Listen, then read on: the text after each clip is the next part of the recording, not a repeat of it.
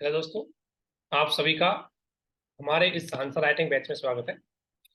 और इसके अंतर्गत कुछ ऑप्शनल की कॉपी है पीएसआईआर की, और कई लोगों ने बहुत अच्छा लिखा है और काफी सराहनीय प्रयास है उनके। और देखेंगे कुछ और क्या हम इम्प्रूवमेंट कर सकते हैं। बेसिकली ऑप्शनल की कॉपी में थोड़े नंबर आने के चांस बहुत ज्यादा रहते हैं यदि आपकी तैयारी अच्छी हो। जैसे अगर जीएस की हम बात करें, जीएस में एवरेज रहता है आपका 30 से 40% या मतलब 50% है, लेकिन हॉस्टल में आप 60 to 70% से प्लस नंबर आपके आ सकते हैं, क्योंकि ऑप्शनल काफी अच्छे से अगर आप पकड़ है तो अच्छे नंबर इसमें ला सकते हैं। ठीक है ना। इसलिए आंसर राइटिंग इसमें काफी इंपॉर्टेंट रोल निभाती है।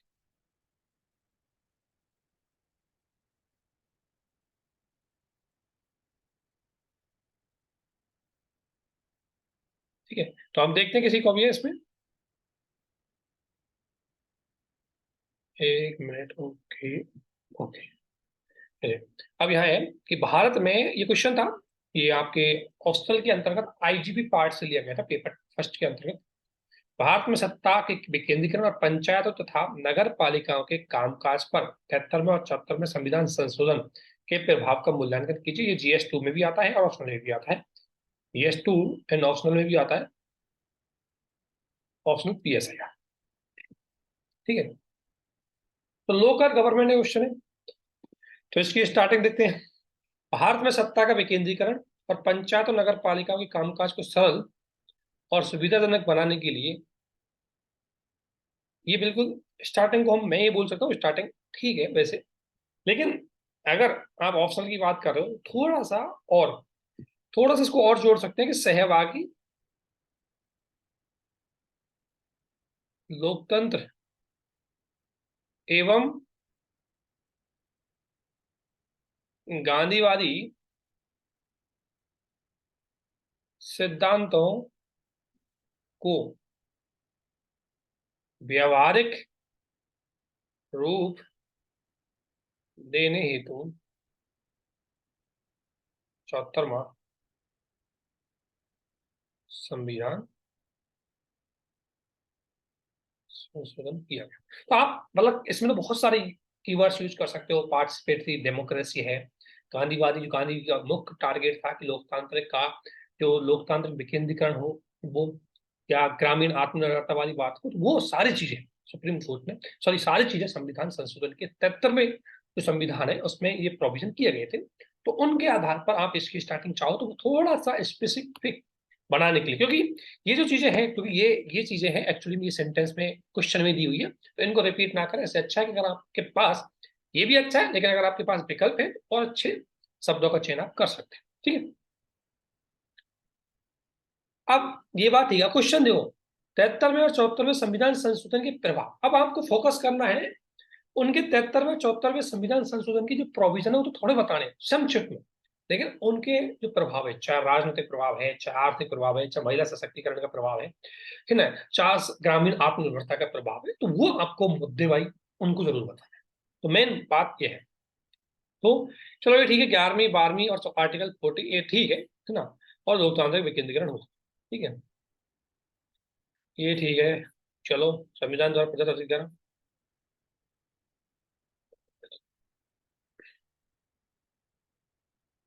ठीक है, इनको चाहो तो बहुत संक्षिप्त, ऊपर वाला यहां से लेकर के आप अभी ऊपर से लेकर यहां तक ये प्रोविजन है पूरा, ये ऊपर से आता है, ऊपर से लेकर के ये इसको संक्षिप्त करो थोड़ा सा,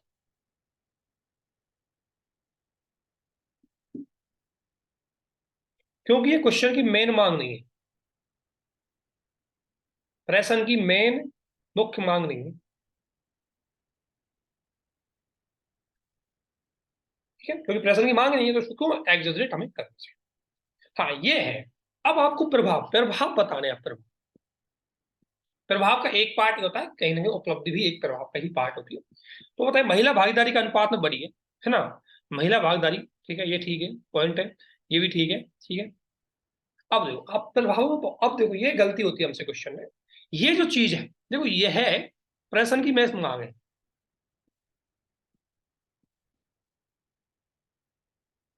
इसको विस्तार दीजिए, मेन बात तो ये है, इसको विस्तार दीजिए, ये क्वेश्चन की मांग है। और विस्तार में केवल इतना नहीं, विस्तार कैसे देना है अब आपको दे, ग्रामीण आत्मनिर्भरता, भाई 29 विषय पर विकास से संबंधित नीतियां कौन बनाते हैं? ग्रामीण बनाते, नहीं बनाते ग्रामीण क्षेत्रों में। दूसरा आपको लिखना है महिला सशक्तिकरण। तीसरा आपको लिखना है सहभागी लोकतंत्र। सहभाग ग्राम सभा का हर सदस्य, आप जानते हैं, हर व्यक्ति जो ग्राम सभा का सदस्य है वो ग्रामीण क्षेत्र की नीति निर्माण और विधि निर्माण की पूरी प्रक्रिया में भाग ले सकता है। ग्राम सभा का सदस्य है वो, क्योंकि हर वोटर ग्राम सभा का सदस्य होता है। उस ग्राम पंचायत का हर वोटर ग्राम सभा का सदस्य होता है, और ग्राम सभा महत्वपूर्ण डिसीजन लेती है। ग्राम सभा एक तरह से हम कह सकते हैं लोकल लेवल पर एक विधानसभा की तरह काम करते हैं। यदि सैद्धांतिक रूप से तो यही है कि विधानसभा की तरह काम करने चाहिए, लेकिन वो व्यवहारिक रूप से बहुत समस्याएं रहती है, लेकिन फिर भी इसको बहुत पावर दी गई सहभागी लोकतंत्र के लिए। इसके अलावा प्रशासनिक, अगर मैं कहूं प्रशासनिक विकेंद्रीकरण, ठीक है ना, वित्तीय विकेंद्रीकरण। तो ये पॉइंटों के आधार पर आपको लिखना है जब आपको इसका ये एग्जाम्पल देना है। महिला सशक्तिकरण में छवि राजपूत का एग्जाम्पल दे सकते हो, अच्छे सरपंचों का एग्जाम्पल दे सकते हो, अच्छी महिला प्रधान एग्जाम सरपंच है उनका एग्जाम्पल दे सकते हो। बहुत एग्जाम्पल्स है आपके पास, ठीक है ना, वो आप दे सकते हैं। सक्सेसफुल जो ग्राम पंचायत है उन्होंने काम किया उनका एग्जाम्पल आप दे सकते हैं, ठीक है ना। तो वो 2-3 एग्जाम्पल आप दीजिए। जम्मू कश्मीर की एक ग्राम पंचायत, जम्मू कश्मीर की एक ग्राम पंचायत है जिसको पूरी तरह वो एक तरह से कूड़ा स्वच्छता का सबसे महत्वपूर्ण नमूना उसने प्रस्तुत किया है। इसी प्रकार तमिलनाडु की एक पंचायत है। ऐसे कुछ एग्जाम्पल्स की स्टडी आपके पास होनी चाहिए ताकि आप एग्जाम्पल दे सकें, लेकिन मुद्दे वाइज लिखना है क्योंकि ये प्रश्न की मांग है, ठीक है। बाकी आपके पास ये इन्फॉर्मेशन है, इसी को थोड़ा सिस्टमेटिकली अप्रोच कीजिए। हाँ, इसको थोड़ा संक्षिप्त में रख, ये ठीक है, चलो ये ठीक है। अब देखो मुद्दे, आप ऑप्शनल के स्टूडेंट हो, आपको जीएस की तरह आंसर नहीं लिखना है। अब समस्या बताइए, समस्या ये भ्रष्टाचार, ये पर्याप्त नीति, ये बहुत लोकल लेवल की समस्या है। ये मतलब अगर आपसे पूछे 80 समस्या, अच्छी समस्या बताओ, थोड़ी सी अच्छी, थोड़ी इफेक्टिव समस्या है, और कीवर्ड के साथ बताओ। तो इफेक्टिव समस्या ये कि देखो, सबसे पहले विधानसभा का नियंत्रण बहुत ज्यादा है,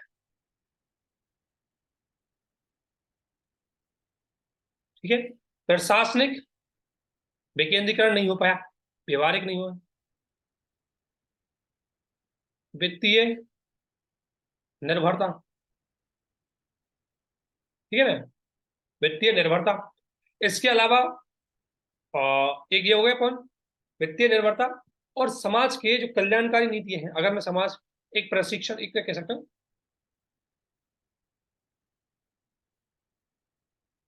ठीक है। तो कुछ ऐसे पॉइंट लिखो जो थोड़ा इफेक्टिव, ठीक है। बाकी ये पॉइंट हमें खराब है नहीं, ये तो सब अच्छे हैं, ठीक है।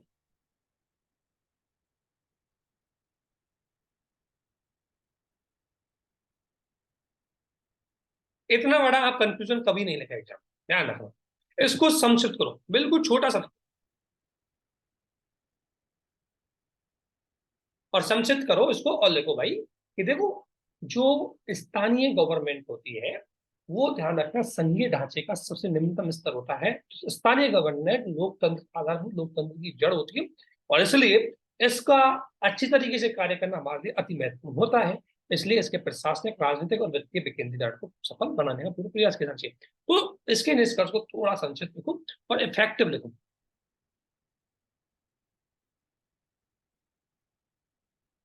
ठीक है, बस। तो अगर मैं इसकी कहूँ ऑप्शन देखो, थोड़ा सा मुद्दे वाइज लिखो, व्यवहारिक एग्जाम्पल दो,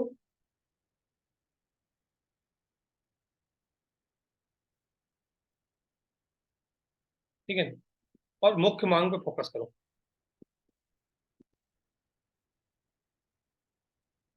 ठीक है।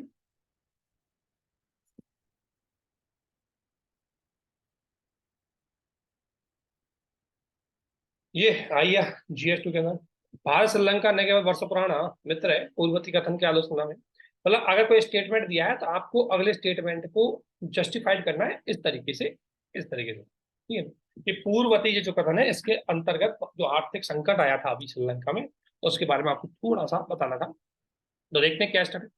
देखो, गुड स्टार्टिंग बहुत बढ़िया है। भारत श्रीलंका का संबंध उतना ही पुराना जितना बौद्ध धर्म का है, अतः दोनों के मध्य सांस्कृतिक धार्मिक संबंध रहे। गुड स्टार्टिंग, स्टार्टिंग बहुत, जब भी आप कोई आईआर की स्टार्ट करो, ऐसे जापान भारत के रिलेशन यूज करना है तो वही स्टार्टिंग करनी है आपको कि जापान और भारत के रिलेशन उतने पुराने हैं जितने की बौद्ध धर्म। इसी प्रकार अगर नेपाल के रिलेशन, जहां कल्चरल कनेक्टिविटी कर सकते हो वहां कल्चरल कनेक्टिविटी करो, बहुत बढ़िया स्टार्टिंग होती है। अगर आप कल्चरल कनेक्टिविटी नहीं कर पाओ और लगता है दो देशों के बीच में, अगर जैसे मान लो भारत यूएसए के संबंध बताने, तो वहां ग्लोबल सिचुएशन को बता दो, स्टार्टिंग है बहुत बढ़िया आंसर जाएगा कि वर्तमान में चीन की आक्रामकता हो रही है, रसिया और मुख्य रूप से यूक्रेन डिस्प्यूट हो रहा है, राजनीतिक वैश्विक व्यवस्था अस्थिर हो रही है। ऐसे स्थिति में भारत अमेरिका के संबंध बहुत ही महत्वपूर्ण हो जाते हैं। तो इसने भी बहुत बड़ी बताया। जैसे नेपाल का बताना है तो भारत और नेपाल के संबंध रामायण जितने पुराने, ऐसे लिख सकते, ठीक है। उस तरीके से आप एक स्टार्टिंग कर सकते हो, ये स्टार्टिंग इनकी थोड़ी इफेक्टिव। यदि भी श्रीलंका सुरक्षा प्रदर्शन में भिन्नता के कारण, देखो महत्वपूर्ण शब्दों को, कीवर्डों को हाईलाइट करो ना, कीवर्ड हाईलाइट करो।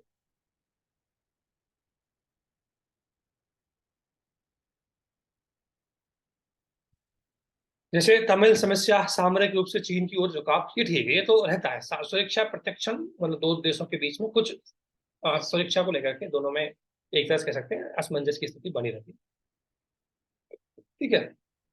इस प्रकार से होने वाले किसी प्रकार का उथल पुथल सीधा प्रभाव भारत की चुनौती पर पड़ता है, ठीक है। इसलिए भारत श्रीलंका के दौरान प्रोटेस्टोब्लिसमेंट की नीति, हाँ ये बिल प्रोटेस्टेब्लिशमेंट की नीति को अपनाते हुए एक तरफा छूट प्रदान करते क्षमता निर्माण और व्यवस्था पटरी पर आने का प्रयास करा, ठीक है। भारत के लिए श्रीलंका का महत्व ये ठीक है, ये आपका ठीक पॉइंट है। निष्कर्ष तक है सब। अब देखो क्वेश्चन बहुत अच्छा लिखा है, बहुत अच्छा, इसकी स्टार्टिंग बहुत अच्छी, लेकिन क्वेश्चन की मेन डिमांड से डाइवर्ट है। मेन डिमांड क्या है? आपको यहां तक पॉइंट आपका ठीक है भाई, भारत मेन डिमांड ये कह रही है कि भारत भारत श्रीलंका का वर्षों पुराना मित्र है। तो आपको ये तो दिखा दिया आपने कि भाई भारत तो श्रीलंका के वर्षों पुराना मित्र है, तो कुछ सहयोग के पॉइंट बताइए,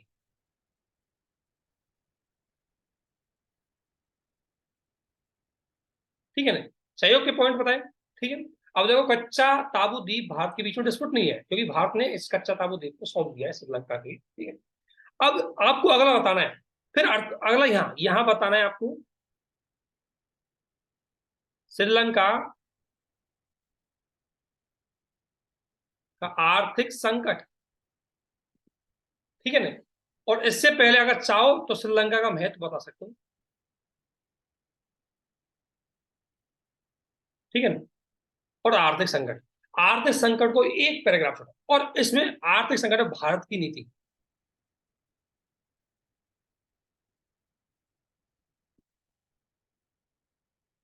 आर्थिक संकट है भारत की नीति। और ये बहुत अच्छी बात रही है, अभी आप देखोगे तो जो आर्थिक संकट रहा है ये भारत के लिए बहुत, हालांकि श्रीलंका में आर्थिक संकट है लेकिन भारतीय विदेश नीति के लिए बहुत सकारात्मक रहा। इसका सबसे बड़ा कारण क्या, कि एक तो दुनिया में श्रीलंका सहित बहुत सारे देशों को पता लग गया कि चीन की बीआरआई प्रोजेक्ट में यदि हम डिपेंड रहे तो भविष्य में हमारे लिए खतरा उपस्थित कर सकता है। इसलिए हाल ही में G20 सम्मेलन हुआ, उसमें इटली ने स्पष्ट कहा है कि हम बीआरआई प्रोजेक्ट से स्वयं को अलग करते हैं, ठीक है। तो एक तो भारत में कहीं ना कहीं चीन के बैलेंस करने के लिए बहुत बढ़िया। दूसरा, इसमें पहली बार सिंहल और तमिल दोनों के बीच में जो डिस्प्यूट था वो पहली बार सहयोग के रूप में देख रहे हैं। तो अगर तमिल और सिंहल एकता बढ़ेगी तो भारत श्रीलंका संबंध मजबूत होंगे, ये बात बिल्कुल सही है।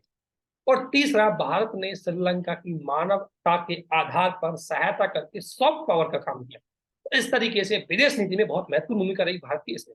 लेकिन आपको बताना है कि भारत ने क्या है, तो आर्थिक संकट और भारतीय नीति बतानी है, और केंद्र है ना मानवता, ध्यान रखना, राष्ट्रीयता को बाद में साइड रखना, मानवता केंद्र रखना है, ठीक है। वो तो सबको पता है कि अंतरराष्ट्रीय राजनीति में राष्ट्रीय चलते हैं, वो बता करके, ठीक है, ये महत्व को बाद में बताओ। और फिर आपकी जो लाइन आपने स्टार्टिंग में लिखी है ये वाली, इस लाइन को आपको फिर आगे देना है, इसको आप चाहो तो निष्कर्ष में लिख सकते हो,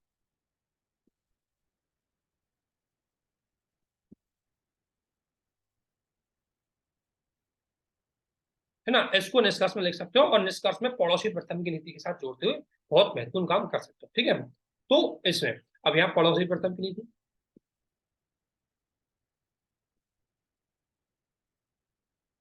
के साथ जोड़कर लिख सकते हो। तो प्रश्न की मेन मांग, आपकी अप्रोच अच्छी है, आप क्वेश्चन को कॉन्सेप्चुअल बना रहे हो, अच्छी बात, लेकिन मेन मांग से डाइवर्ट नहीं होना है। आप मेन मांग से बिल्कुल डाइवर्ट हो। आपने बताया नहीं कि अमेरिका में श्रीलंका में आर्थिक संकट का है, अरे श्रीलंका में आर्थिक संकट को बताइए। वो कह रहा है कि भारत श्रीलंका के वर्षों पुराने रिश्ते हैं, रिश्ते तो बहुत पुराने हैं, वो आपने दिखाई दिया कि रामायण महाभारत या बौद्ध धर्म जितने पुराने हैं, ठीक है, इतना ही नहीं, भारत श्रीलंका के संबंध तो रामायण जितने पुराने हैं, रावण सीता जो भी है वो वहीं से संबंधित, जिस सीता कारण हुआ, रामायण की पूरी कथा आपको पता है श्रीलंका से संबंधित है, तो वो चीज आप यहाँ बता सकते हो। ठीक है, तो मेरा फोकस रहेगा, देखो आपका शुरुआत बहुत अच्छी है, प्रस्तुतिकरण बहुत सराहनीय है आपका। निष्कर्ष,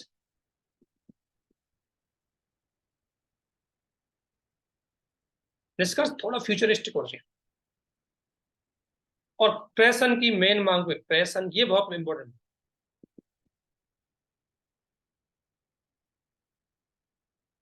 कई बार हम अच्छा बनाने के चक्कर में क्वेश्चन की मेन मांग को दूर कर देते हैं, ठीक है, तो ये आपके साथ गड़बड़ी हुई है।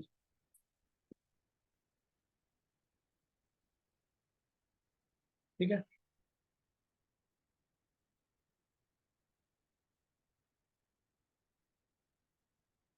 तुलनात्मक राजनीति की विषय वस्तु की विवेचना कीजिए। तुलनात्मक राजनीति का विस्तार उतना ही पुराना है जितना अरस्तु, ये गुड, ये अच्छा, स्टार्टिंग अच्छी होती है। ये जिसकी भी कॉपी है, ये स्टार्टिंग बहुत बढ़िया मानी जाती है। आप अगर किसी चीज की तुलना करके लिखोगे बहुत बढ़िया तरीका है। ठीक है, अब तुलनात्मक राज्य विश्लेषण की सीमा।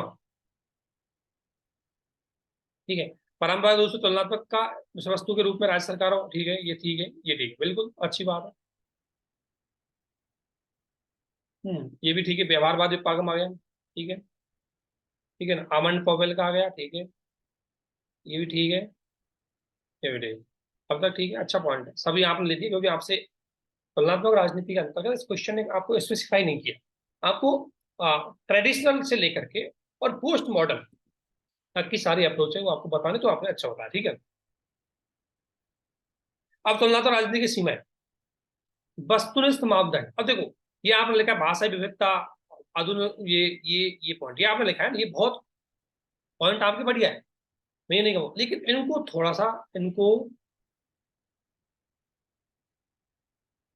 अमूर्त मत रखो। जैसे वस्तुनिष्ठ मापदंड, तो कैसे,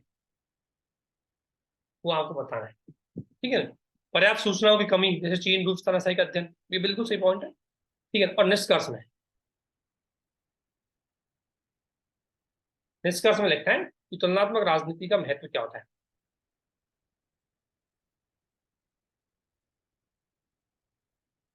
एवं वर्तमान। अब वर्तमान में डेमोक्रेसी को लेकर के डिस्प्यूट चल रहा है कि डेमोक्रेसी का कौन सा मॉडल सही है, उससे आप इसको जोड़ सकते हैं। इकोनॉमी को लेकर के चल रहा है भाई, वर्तमान इकोनॉमी का मॉडल कौन सा है, उसको लेकर जोड़ सकते हैं। तो राजनीति किसके, कोई भी सिस्टम, व्यक्ति, व्यवस्था, सिस्टम, हर चीज को लेकर के आप थोड़ा सा इसको कंक्लूजन को वर्तमान से जोड़ सकते हैं, तो है। तो अच्छा, निष्कर्ष पे थोड़ा काम करो, एक काम है निष्कर्ष सुधारो, निष्कर्ष पे काम करो। स्टार्टिंग अच्छी है ना, विषय वस्तु भी अच्छी है, एक क्वेश्चन काफी इंप्रेसिव लिखा है, ठीक है ना, लेकिन इसमें थोड़ा निष्कर्ष को और बढ़ाएंगे और सीमाओं को थोड़ा अच्छे से एक्सप्लेन। तो इस क्वेश्चन में आपके नंबर 4, 4.5, 4.5 तक आ सकते हैं, 10 में मैं 10 का ही मान के चल रहा हूँ सभी क्वेश्चन। अर्थव्यवस्था, अब यहाँ स्पेसिफिक कर दिया, तुलना तो राजनीतिक आधुनिक उपायों में राज्य सरकार के अध्ययन की बजाय राजनीतिक और आर्थिक अवयव को अंदर खोज की गई, ये बिल्कुल सही बात है, चिलकोटे के द्वारा ये किया गया था, ठीक है। उदारवादी ये कह रहे हैं जो लागू सिद्धांत था, परंतु 96 अक्टूबर में ये दिया, और 1980 में एशिया टाइगर,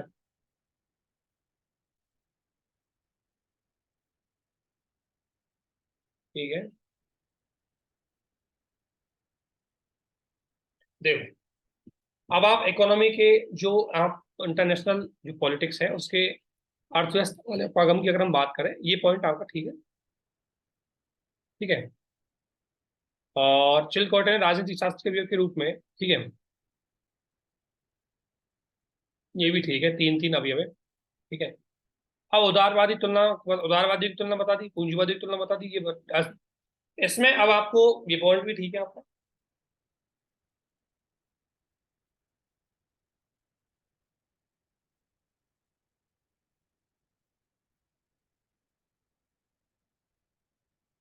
ये भी ठीक है। हम्म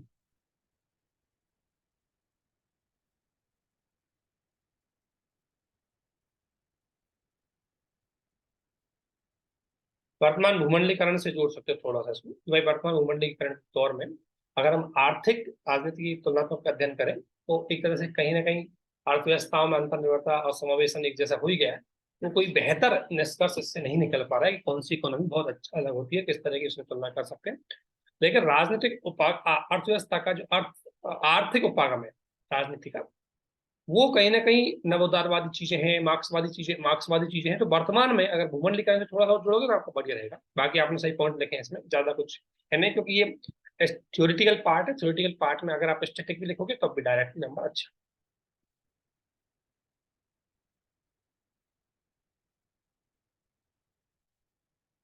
इसमें थोड़ा सा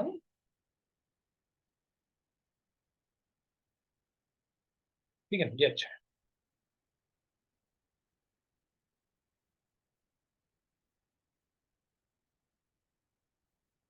ये आ गई आपकी आईआर की थ्योरी।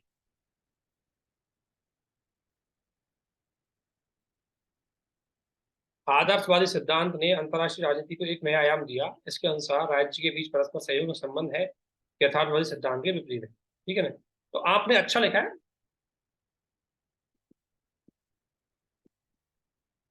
परंतु यथार्थवादियों से तुलना करके लिखो।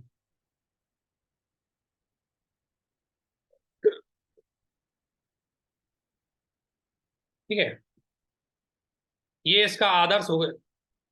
दर्शन इसने दिया, ठीक है। प्रकृति, संस्थाओं का समर्थन, सामरिक, विश्व का, युद्ध का उन्मूलन, ठीक है। एशिया राष्ट्रों का वर्चस्व, पाकिस्तान के बीच कश्मीर मुद्दा आज भी तो है। देखो, अब आपको ध्यान रखना ये एक चीज अच्छी है इसमें। आप जब आदर्शवाद दे दो तो आदर्शवादी सिद्धांत की बात की है। अब आदर्शवादी सिद्धांत है, इसको अलग संस्था न, एक तो आदर्शवादी हो गया, एक मतलब मैं कहूँगा उदारवादी बोलते हैं इनको। तो आप इसको थोड़ा उदारवादियों को थोड़ा सा एक काम कीजिए इसमें। आप संक्षिप्त में उदारवादियों की मेन प्रकृति, भाई अंतर्राष्ट्रीय राजनीति में सहयोग है, अंतर्निर्भरता है, ठीक है। इसके अलावा अंतर्राष्ट्रीय वैश्विक संस्थाएं हैं, क्योंकि इसने व्यवहारिक चीज से प्रयोग किया है कि आदर्शवादी सिद्धांत का मूल्यांकन करना है। तो उसके सिद्धांत को संक्षिप्त में बताओ, उसकी प्रैक्टिकल चीज को बताओ कि देखो अंतर्राष्ट्रीय राजनीति में आदर्शवादियों के अनुसार सहयोग होता है, क्योंकि भूमंडलीकरण के दौर में अंतर्निर्भरता बहुत ज्यादा है। तो आप देख सकते हैं चाइना, और एग्जाम्पल दीजिए सहयोग कैसे, जैसे चाइना एंड यूएसए में अभी भी व्यापार हो रहा है। अंतर्निर्भरता कैसे, इंडिया और चाइना के बीच में अंतर्निर्भरता है। वैश्विक संस्थाएं, आज भी कहीं ना कहीं डब्ल्यूटीओ का, यूएनओ का महत्व है, ठीक है ना। आज भी संयुक्त राष्ट्र सुरक्षा परिषद का बहुत महत्व है। तो आपको थोड़ा सा सिद्धांत बताते हुए, मैं ये कह रहा हूँ सिद्धांत बताते हुए प्रैक्टिकली एग्जाम्पल करें, ठीक है ना। तो व्यवहारिक उदाहरण से जोड़ो, व्यवहारिक उदाहरण के आधार पर मूल्यांकन कीजिए। फिर दूसरा, एक तो आप बता देंगे इसके पक्ष में,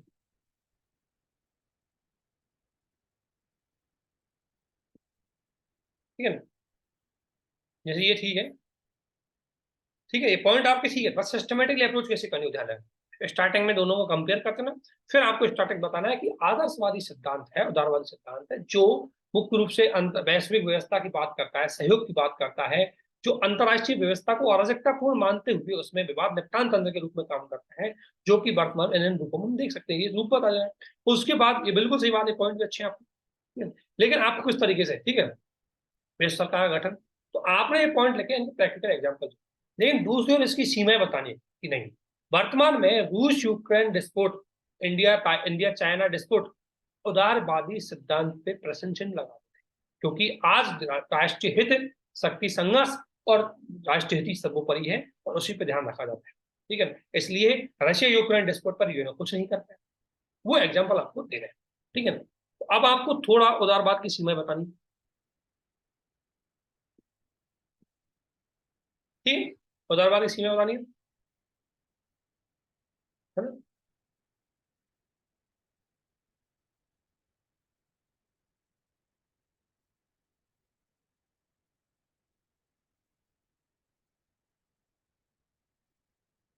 और यहाँ आपको निष्कर्ष में निकालना है कि ये बात सही है कि जो वैश्विक व्यवस्था है उसमें अनिश्चितता बनी हुई है, जहां क्षेत्रीय आर्थिक संगठन तो बने रहे, G20 रहा, यहाँ सहयोग तो देख रहे हैं, परंतु कुछ विवाद के मुद्दे बन रहे हैं जो हमेशा अंतरराष्ट्रीय राजनीति में बने रहे। इसलिए आदर्शवाद और उदारवाद दोनों की स्थितियां वर्तमान में बनी हुई है, वो चीज आप दिखा सकते।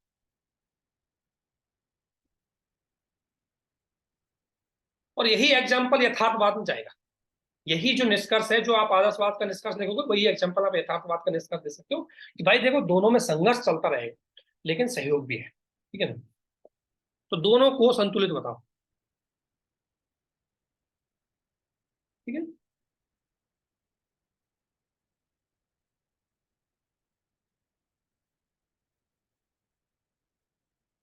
ठीक है, अच्छा है।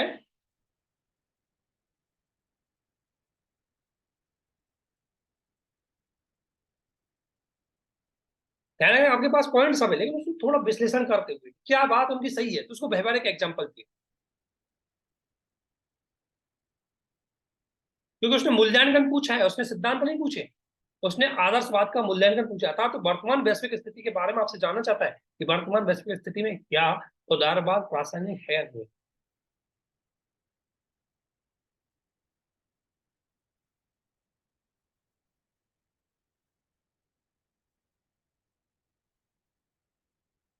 क्योंकि ऑक्सफोर्ड के स्टूडेंट को थोड़ा सा सिस्टमेटिक,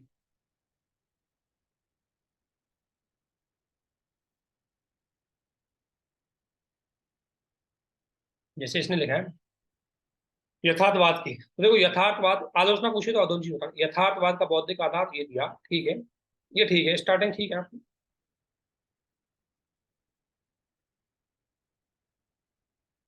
अब देखो मूल्य सिद्धांत का मूल्यांकन पूछा है। आप यथार्थवादी सिद्धांत की चीजें बताओ। यथार्थवादी बात ये करते हैं कि भाई इसी विचार को इसने बढ़ाया, नैतिकता का कोई महत्व नहीं होता, ये चीजें ठीक है। समकालीन विचारधारा में ये भी बात बताइए, ये ठीक है। शक्तिकालीन ठीक है, क्योंकि अंतरराष्ट्रीय व्यवस्था ये है, ठीक है। उन्होंने वर्तमान में ये बताया, ये ठीक, ये देखो इतना नहीं। अब परंतु आदर्शवादी सहयोग की बात करते हैं, ठीक है। तो वर्तमान जो अब ये चीज है ना, ये इसको आपको पॉइंट से ज्यादा विश्लेषण करना चाहिए। आपको ये बात तो सही है आपकी भाई के, आपको स्पष्ट बताना है कि देखो यथार्थवादियों का, चाहे थ्यूसीडाइड और चाणक्य से लेकर की बात हो, चाहे वो मिर्समियर तक की बात हो, यथार्थवादी हमेशा एक ही बात बोलेंगे कि अंतरराष्ट्रीय राजनीति में एक तो राज्य केंद्रित व्यवस्था है, एक अराजकतापूर्ण सिस्टम है, और राष्ट्रीय हित और शक्ति संतुलन ही सर्वोपरि है। ठीक है, तो ये बात आपको फिर व्यवहारिक एग्जाम्पल से बतानी है कि यथार्थवादियों की ये बात एकदम सत्य है, क्योंकि वर्तमान में देख सकते हो रशिया यूक्रेन डिस्प्यूट हो रहा है, जो यथार्थवादियों की बात को सही साबित करता है। इसी प्रकार चीन द्वारा आक्रामक नीति अपनाई जा रही है, तो ये भी यथार्थवादी की बात सही है। इसी प्रकार भारत चीन के बीच, भारत पाकिस्तान के बीच में संघर्ष बना हुआ है, अमेरिका चीन के बीच में नव शीत युद्ध की स्थिति बनी हुई है, सॉरी अमेरिका चीन की, तो ये स्थिति बताती है कि यथार्थवादी व्यवहारिक रूप से सही सिद्ध हुए। परंतु दूसरी ओर आपको बताना नहीं, परंतु यदि देखें तो अंतरराष्ट्रीय राजनीति में आर्थिक नीति को ज्यादा महत्व दिया जाने लगा, सहयोग है वो भी आगे बढ़ने लगा है। भारत और चीन के बीच में सहयोग देखा गया, रशिया और सॉरी यूएसए और चाइना के बीच में व्यापार हो रहा है, और शक्ति संघर्ष होते हुए भी चाइना और जापान के बीच में सहयोग है आरसीईपी को लेकर के। तो वो आपको फिर दूसरी तरफ मूल्यांकन करना है और फिर डिस्कस में लिखना है कि वर्तमान व्यवस्था को देखें तो ये बात सही है, उदारवादी प्रासंगिक है, लेकिन यथार्थवाद रशिया यूक्रेन डिस्प्यूट और चाइना और ताइवान का मुद्दा यथार्थवाद को ज्यादा प्रभावित है, उस तरीके से आपको नहीं। तो ठीक है, और ये बिल्कुल ये निष्कर्ष आपका ठीक है अगर मैं कहूँ तो, है ना? लेकिन मेन मुद्दे पे थोड़ा फोकस।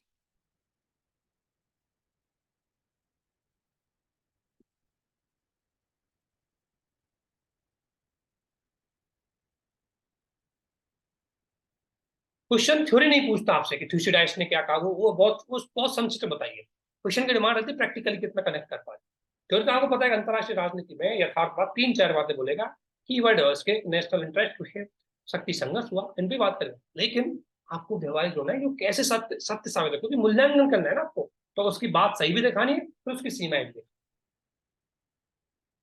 ठीक है, सेम टू सेम यही बात इसमें चलेगी। जहां ये स्टार्टिंग गुड है आपकी, मैं ये बोल रहा हूँ गुड। आदर्श बोर्डो विल्सन ये रहा, यानी कि आप क्या कर रहे हो, यथार्थवाद आदर्शवाद पूछा तो आदर्शवाद के पूरे सिस्टम को पता है। आदर्श अगर वो पूछे कि आदर्शवाद के मूल सिद्धांत क्या है, मूल्यांकन नहीं पूछे, तो आपकी बात एकदम सही लगे। मूल्यांकन पूछता है तो इसका मतलब वो है कि वो आपको देखना चाहता है कि उनकी बात कितनी सही है और कितनी गलत है, तो उसका विश्लेषण किया जाता है।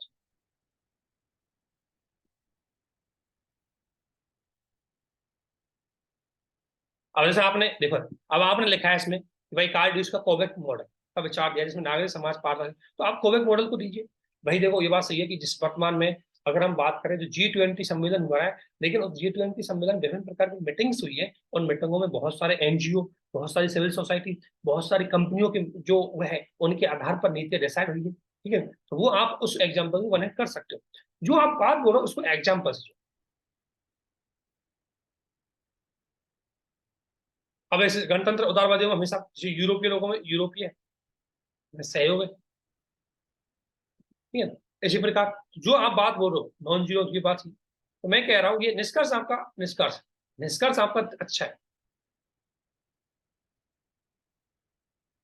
निष्कर्ष बहुत बढ़िया है, लेकिन मेन मुख्य मुख्य मुद्दा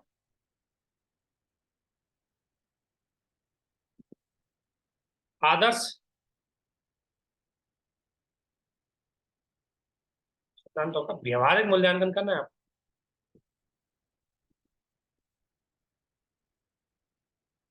ठीक है, तो इसलिए अच्छे नंबर तभी आते हैं, इसलिए ध्यान रखना। नहीं तो आप सभी जानते हैं, अगर आपसे पूछते हैं डायरेक्टली भाई आदर्शवाद की 6 मान्यता लिखो, जिससे स्टेट विशेष बात है कि आदर्शवाद की 6 मान्यता लिखो, तो आप यही पॉइंट लिखिए। जॉन बर्टन ने ये बोला, जॉन बर्टन का है बिलियर्ड बॉल मॉडल, हाँ ठीक है। अब उसने बिलियर्ड बॉल मॉडल के बजाय, बिलियर्ड बॉल मॉडल यानी कि राज्य केंद्र की बजाय उसने कौन सा क्विक कौन सा मॉडल दिया, बिलियर्ड बॉल की बजाय उसने कोवैक मॉडल दिया। और कोवैक का मतलब है ये अंतरराष्ट्रीय व्यवस्था राज्य केंद्रित नहीं बल्कि उपराष्ट्रीय केंद्रित की होती है, अंतरराष्ट्रीयवाद भी होती है। इसमें अधिराज्य भी होते हैं, महाराज्य मतलब अधिराज्य की बात कर सकते हैं, जैसे इसमें यूएन जैसी संस्था है, इसमें यूरोपीय यूनियन जैसी संस्था है, इसमें भारत पाकिस्तान चाइना यूएसए जैसे भी देश है, इसके अलावा इसमें गूगल जैसी कंपनियां भी है। इसलिए कोवैक मॉडल है। कोवैक मॉडल इन दोनों इन सब में इंटरनेशनल और इंटरडिपेंडेंसी बहुत ज्यादा है। वाकई आप जो भी सिद्धांत में लिख लो कि भाई ये बात, उसको प्रैक्टिकली एक बार एग्जांपल के साथ थोड़ा सा देखो, तो उससे आपका मूल्यांकन जाएगा। फिर उसकी सीमाएं बताओ, ठीक है, वो दोनों चीजें बताओ, ठीक है। तो इस तरीके से लिखो और अच्छा आंसर लिखो कि थोड़ा सा आईआर में थोड़ा सा ध्यान रखना। आपको जो थ्योरी देखती है इसका मतलब ये नहीं थ्योरी में आपने डाल दिया तो उसको लिखिए, अगर थ्योरी को आपने डायरेक्टली रट के डाला तो उसमें इतने अच्छे नंबर नहीं आएंगे। अच्छे नंबर के लिए उसको विश्लेषण करना बहुत जरूरी है। Okay, thank you, all the best.